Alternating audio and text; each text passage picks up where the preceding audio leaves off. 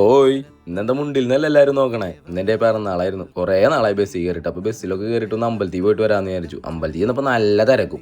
പിന്നെ ഉള്ളിൽ കയറി ഫോട്ടോ ഒന്നും എടുക്കാൻ പറ്റാത്ത ഞങ്ങൾ പുറത്തുനിന്ന് കുറച്ച് ഫോട്ടോസൊക്കെ എടുത്ത് പതുക്കെ അവിടെ നിന്നാണ് ഇറങ്ങിയപ്പോഴേക്കും ഞങ്ങൾക്ക് വിശപ്പിൻ്റെ വിളി വന്നു. പിന്നെ പോയി ഒരു ചിക്കൻ ബിരിയാണി കഴിച്ചു. നോൺ വെജ് കഴിക്കാൻ പാടില്ലെന്നാ, പക്ഷെ ഞങ്ങൾക്ക് ഇതൊന്നും നോക്കാറില്ല. പിന്നെ കിട്ടിയ ഫോട്ടോക്കാരൻ്റെ അപ്പം തന്നെ ഇരുന്ന് ബസ്സിലിരുന്ന് തന്നെ എഡിറ്റ് ചെയ്ത് തരുന്നുണ്ടായിരുന്നു. വീട്ടിൽ വന്നപ്പോൾ അമ്മ പാചകത്തിലും പിന്നെ ഞാനും കൂടി.